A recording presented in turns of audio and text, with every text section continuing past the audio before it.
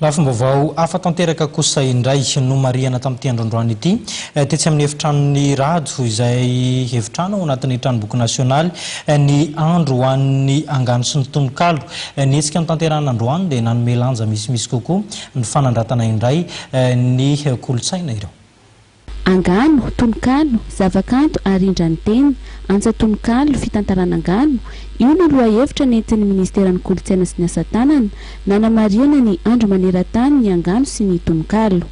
Manana anjara asa lehibe amin'ny fanabeazana sy ny fampandrosoana ny teny, amin'ny fanehoana izany amin'ny alalan'ny tononkalo sy ny Angano, izay harena sy kolon-tsain'ny Malagasy. Hevitra rosinay dia hoe tokony misy ny fikambanana ary efa misy izy ireo fa mampirisika mandrakarivo izay mba hisian'izay fikambanana maromaro be izay mba hanamora ny fanampiana azy ireo sy ny jerevana azy raha nanidintsika dia efa misy ny federasiona mikanto ny teny sy ny soratra ireny zao fikambanana tokony aposihana mafy mba hitambatra ao anatina federasiona saramana fikambanana azy ka hanamora ny fanampiana sy ny jerevana azy.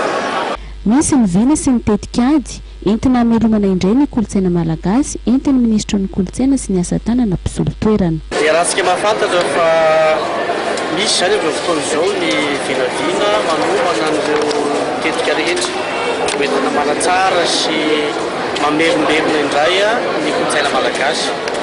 Raha vao resaka kolon-tsaina dia ny ao-tsaina ny zavatra nitrana androany ohatra dia ny fankalazana ny andro iraisam-pirenena ao amin'ny Angano sy ny tononkalo. Eo ihany koa ireo vakoka maro isan-karazany ny haren-tsaina izay joron-tanisa eto sy ny zavakanto ary heverina fa io no antoka lehibe hoentina manova ny toe-tsaina malagasy sy mamerina indray ilay soatoavana malagasy izay nampiavaka antsika hanamora ny firosoana amin'izay fampandrosoana ny Madagasikara. Nisy ny fampiratiana ireo sangan'asan'ny mpanoratra androany nandritra ny fankalazana ny andro maneran-tany ho an'ny Angano sy ny tononkalo. Na dia efa miaina ao anatin'ny fanatotoloana azy dia ilaina ny manaja ny kolon-tsaina maha-malagasy ny malagasy.